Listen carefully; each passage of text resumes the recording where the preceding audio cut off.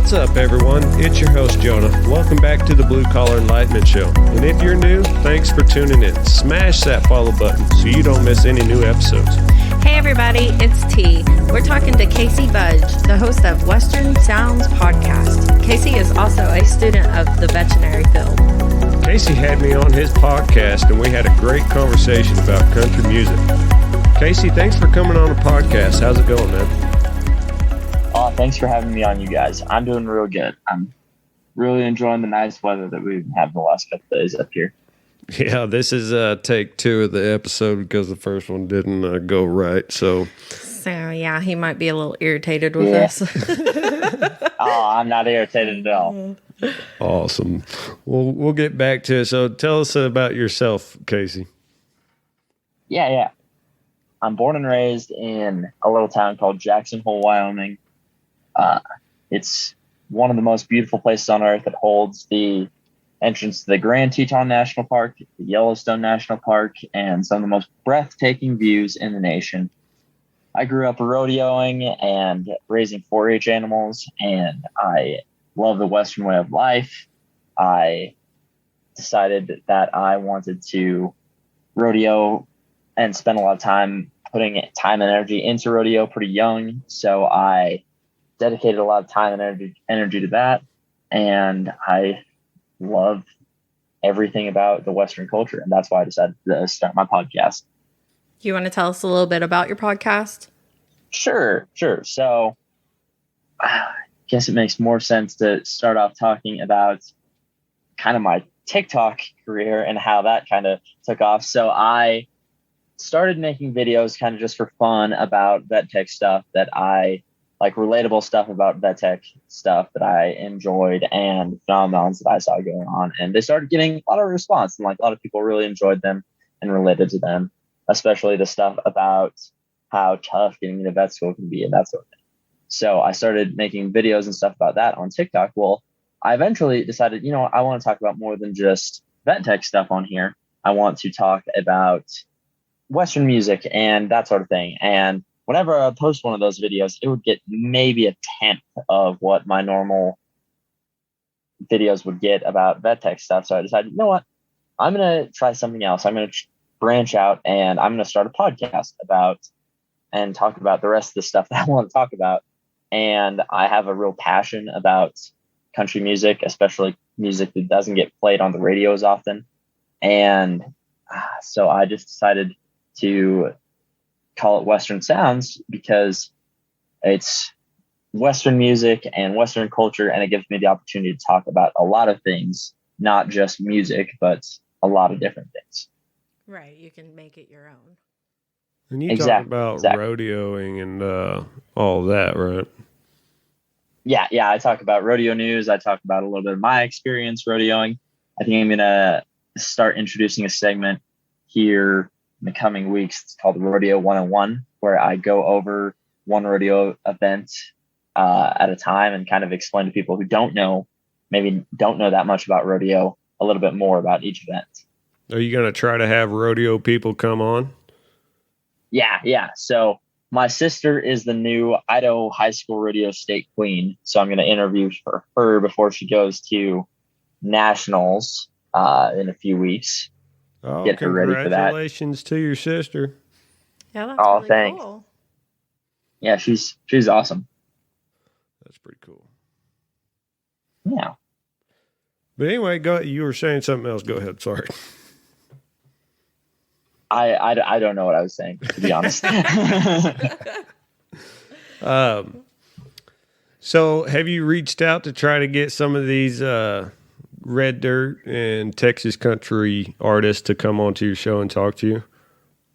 I've reached out to a couple of them, and I've heard back from one, and we're still trying to figure out logistics of when my schedule is, because you guys dealt with it this week. My schedule has been crazy the last couple of weeks with work getting rearranged, my schedule getting rearranged. So I've been trying to figure out a time when I can get them on that works for them and me.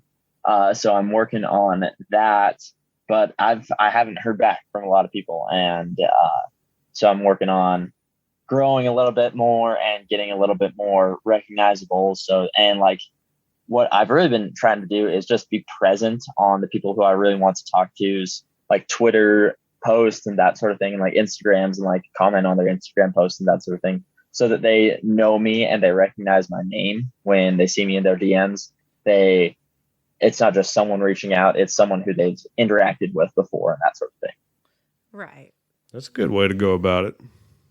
I never really thought about doing it like that. That's a pretty good way of going about it, I suppose. Jonah doesn't like to talk to people. What are you talking about? I send the emails out to everybody. I'm just kidding. He gets everybody on the show. I was about to say, this is like the second time that I've talked to you ever. I talk to Jonah pretty much every day. I'm the full-time mommy. I get to, hang out with the kids and take care of that business. And I get maybe an hour of just time to record, and that's about it. Yeah, she tries to do a lot of the research and when she's not with the girls, so... Yeah. I had to give you a little shit there too, though, T. No, it's completely understandable because you're absolutely right. He's always doing spaces and like talking to people, and he's like, you should really reach out to these people. And I'm like, I can jump in every once in a while. Yeah. Yeah, she doesn't get too involved in things too much. I can't. That's all right. Yeah, you're busy. Yeah, she supports me. That's the biggest thing she does. There you go. Yeah, this wasn't even supposed to be my thing. This was supposed to be his, and I just watched the kids. But here we are. We are. Yep. I believe everybody else says the same thing, that since bringing you on the show has been a lot better. It's because I'm wonderful. Anyway, let's get back. Anywho. Yeah, let's get back to you, Casey. Dudes.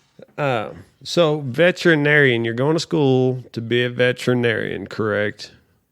Yes. Okay, so how long does it take to get your certificate and be able to start reaching out to veterinarian clinics and get a job into that? Yeah. So I am currently a junior in college. I rodeoed and got my associate's degree in Sheridan. And then I am working on my bachelor's degree right now in Laramie. And so after I finish my bachelor's degree this year, then I will start applying, or I'm going to start applying to vet schools this year.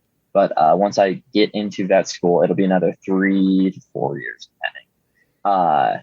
And then I have to pass my board certification tests and get interviewed by boards so that I can get licensed in the states that I want to practice in, so that I can actually practice. Yeah. Is there a certain type of veterinarian that you're trying to be? Yeah. So I really want to specialize in equine reproduction. That's always fascinated me quite a bit. I've loved horses ever since I can remember. And so I want to help bring them into the world. And that's what I'm really passionate about. I love horses. So does that mean you'd be there for the birth and through the birth, or you're talking about actually in the breeding process? So it's a lot more of the breeding process as far as horses go. Horses, as far as the births go, they happen really quickly. So it's not as much like cattle and other species where you kind of have to be there for it. If it doesn't go right, it's not going to go. And like either one of them or both of them are going to pass, or it's going to go well. Like it's one way or the other. It's not, there's not a lot that you can do while the birth is going on as far as horses go. Oh, really? You said both. How rare is it to have more than one horse? Horse twins are pretty rare, actually. I was talking about possibly them. Mother. Oh, scratch that question in. I'm going to edit that out. So you pretty much just want to impregnate horses. Yes. So, I mean, I mean, like you say it like that, but like that's a day-to-day thing at the clinics that I work at. Like we literally breed horses pretty much every week. Yeah, I was just joking. I want to go into depth about this. So you actually work in the field right now? Yes, I do. The clinic that I'm at right now is not large animal, just because I'm home and I had to switch clinics because I moved home to stay with my parents for the summer and make some money while I'm going to school and everything. So it's a lot cheaper to be here than to live by myself at the very moment. But when I'm at school, I work at a clinic that is mixed practice. So we do large and small animal. Oh, that's cool.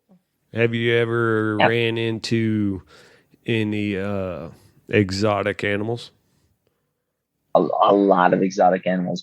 So at the clinic that I worked at in Sheridan, there was one vet who did almost exclusively exotic animals, and we did birds, we did lizards, we did rabbits, we did snakes, we did a lot of ferrets. So what was the coolest one you've come in contact with? I don't like exotics, but the snakes were pretty cool. I thought they were interesting. Nope. Yeah, we don't do snakes. Nope. Not me. Nah, I'm good on that. Not me. I'm good. Snakes and spiders, I'm good on. Nope. I don't like spiders, but snakes are fine. So what's your plans going through veterinarian school and then after? So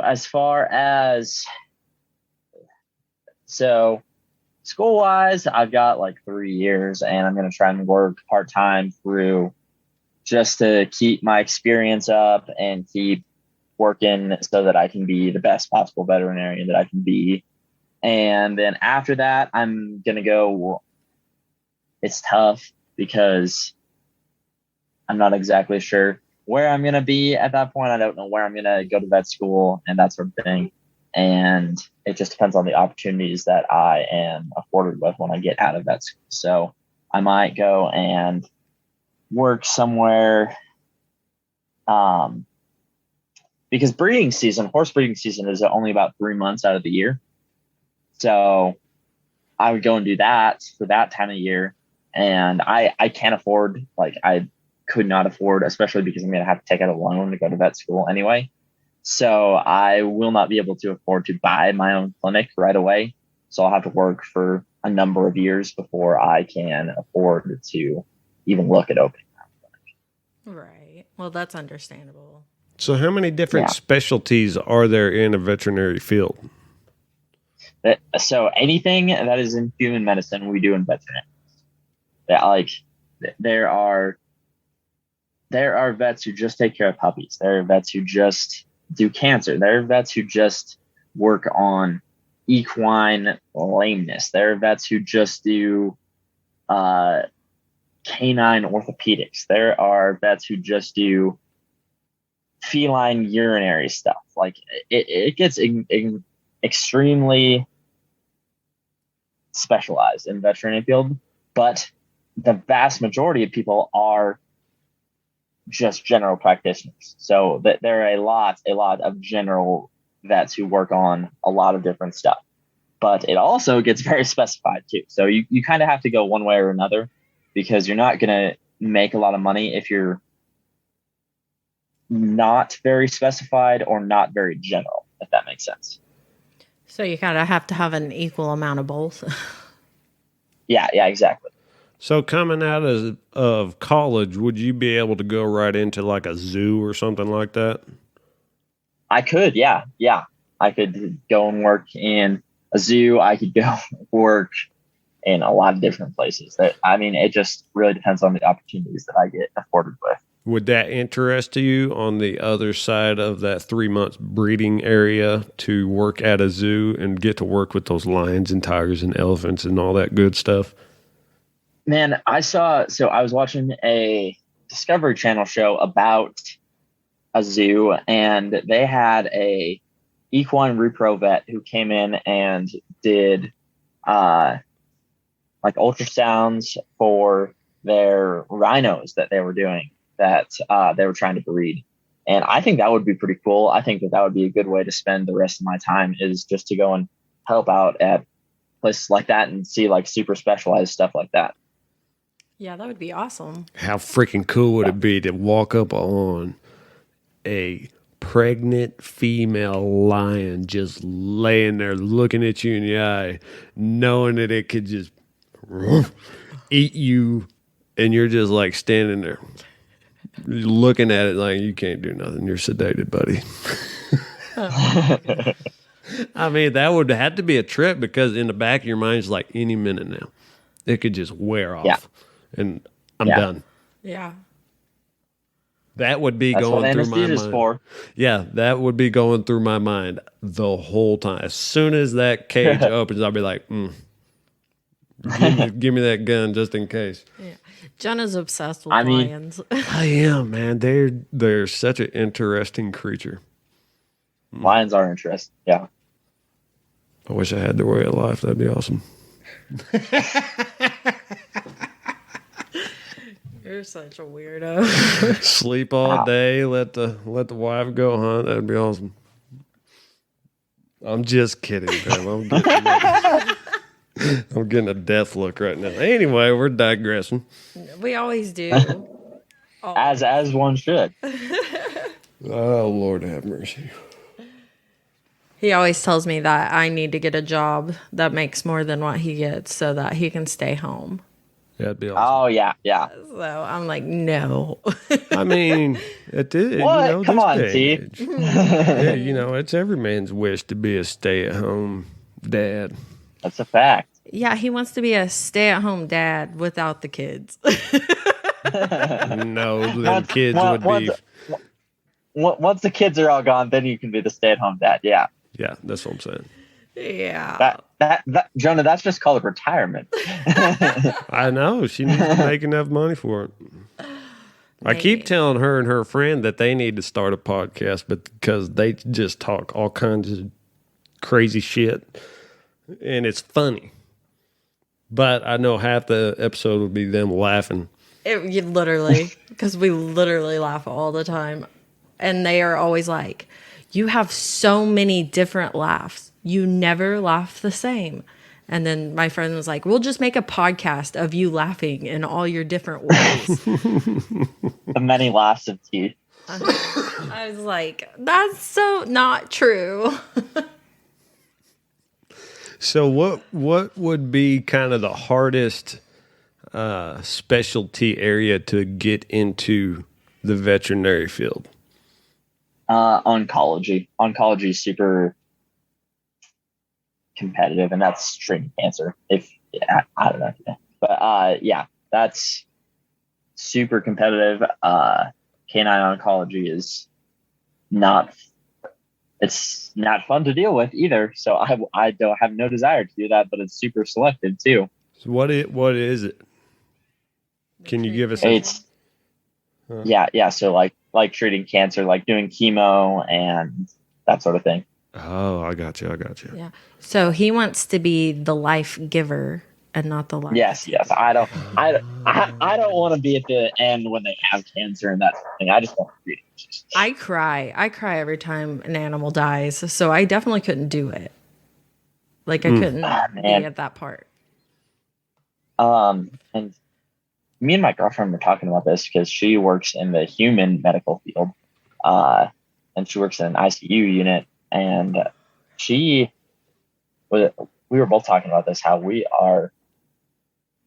sometimes we feel like we're emotionally like stunted because of it, because of all the stuff that we have to see on a daily basis. Like we're numb to it. So like sometimes we feel like we don't feel as much because we're having to deal with all of that death all the time. So my sister-in-law works at a funeral home, and she helped bury my first husband, and you wouldn't even known that, like, she knew him by the way that she's just so professional, and she doesn't really know how. I mean, she knows how to do it in a professional way, be there for somebody, but she's not emotionally crying or anything. She can keep herself together, and it's amazing to me. Yeah. But I can tell you from personal experience that takes a toll on you, because when you have to be that, when you have to hold there and hug someone while they're crying on your shoulder because they just put their best friend down, and then you have to go into your next appointment and act like everything is fine. It takes a toll. And that is the hardest part of it all, is that. And that's one of the main reasons why I don't want to work in a small animal clinic after I get out of that school, is because I don't want that to be the daily grind. I don't want euthanasias to be the daily grind. Right. You want to make them babies, not. Exactly. I just think it's awesome. Like, you don't think about it being a career, like making horses, or like, you know what I mean? Like, inseminating them. Like, you don't think of that as a job. Like, you don't, I never thought about it as a job anyway. Like, I knew that people did it because of ag. Like, I was in ag, but yes, I never actually thought about it as a career. I know that you got to do some interesting stuff in that process, though. I mean, yeah, it's. Do you have to wear those big old gloves that go up to your shoulder? I mean, I could go through the whole process. I'm almost to that point where I'm like, I want to know the whole process of what it takes to breed a horse.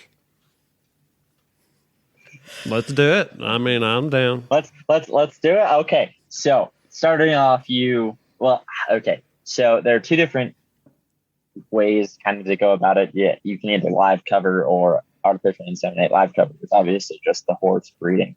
That's pretty simple. But then once you collect from the stud horse when you're AIing, you have to ultrasound the mare to make sure that she's going to be in heat. So you're ultrasounding her uterus and both ovaries to see when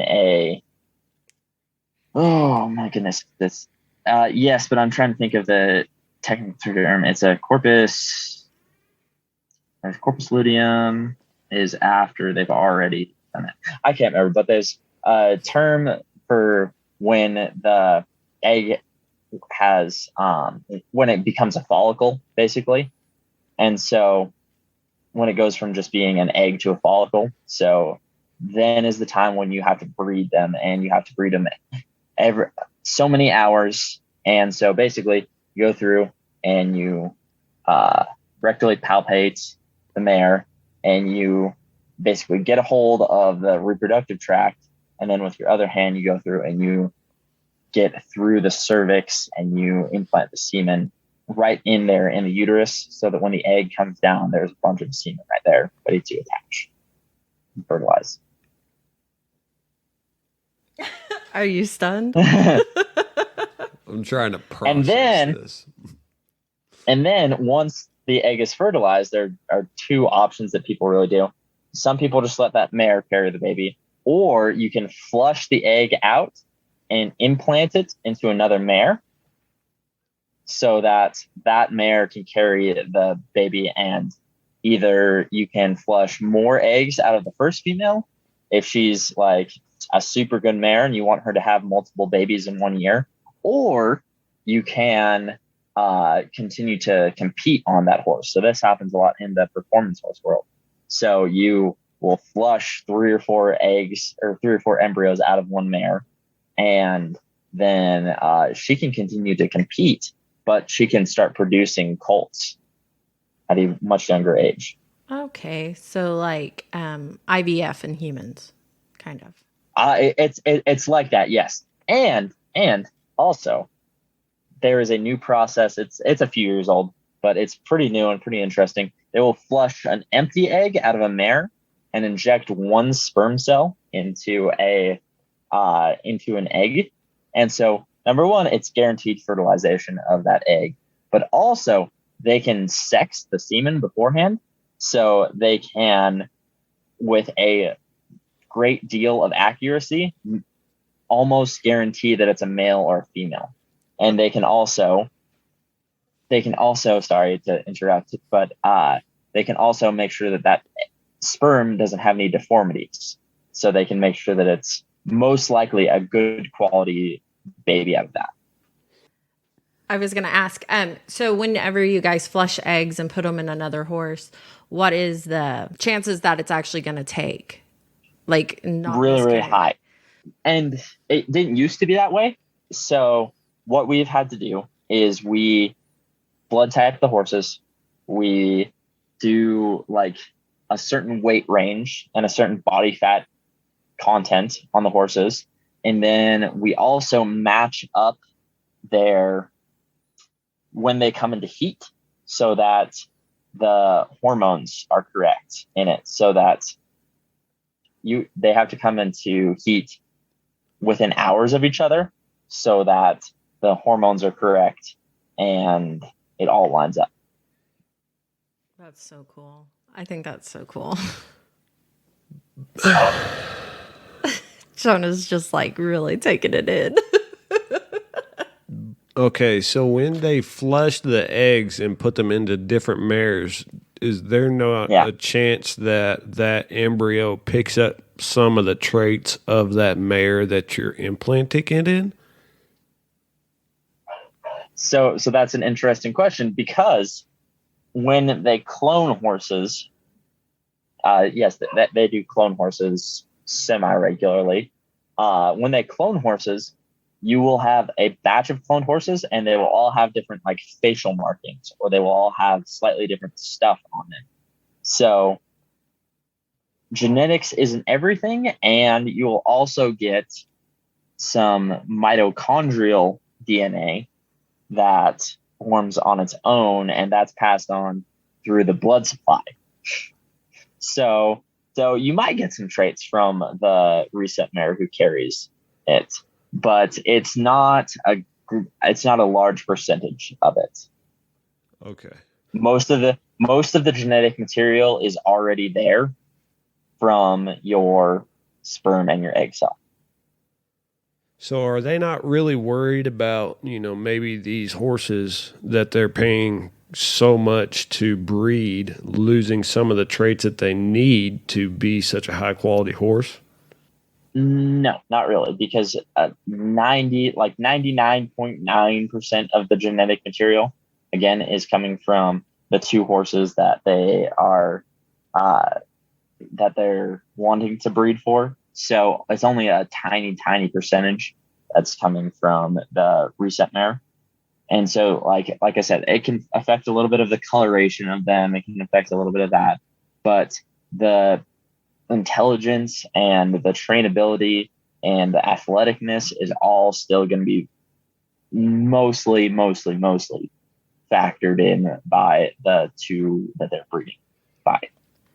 But they're probably not going to pick a horse that already has bad qualities, right? Like whenever they're breeding. So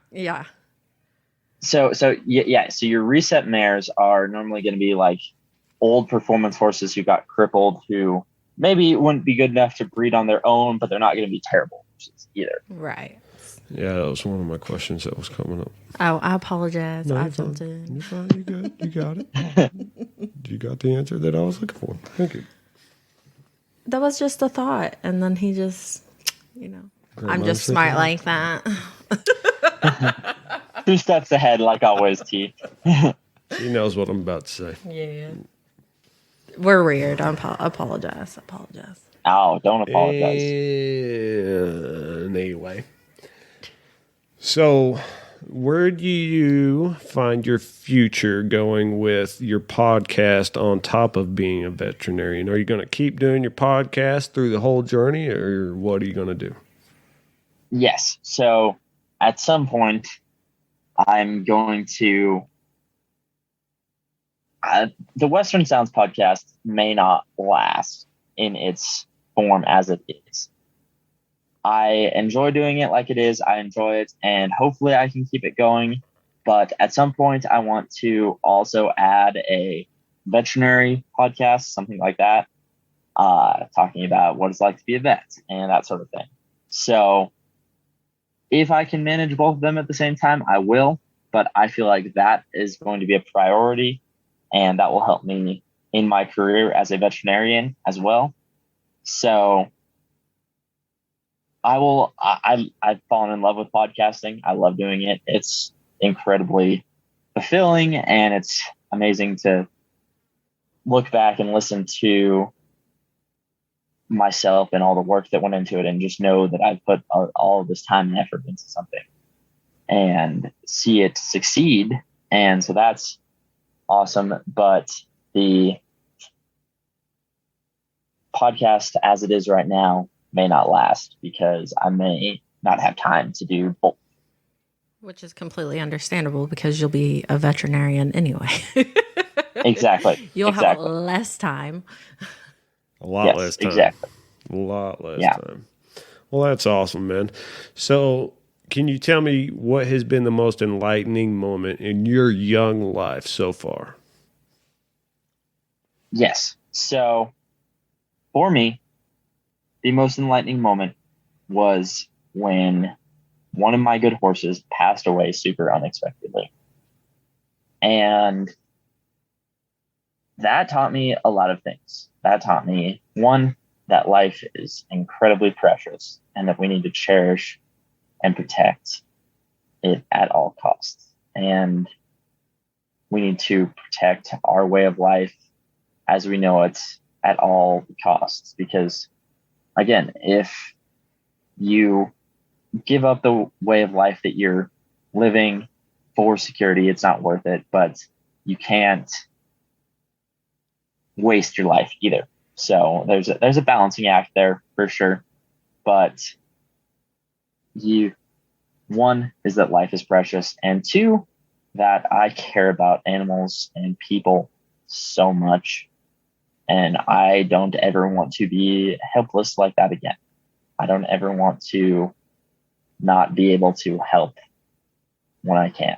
So that's why I want to get into veterinary medicine, for one, and for two, that's why I am working on getting paramedic certified too, is because I don't ever want to be helpless in a situation.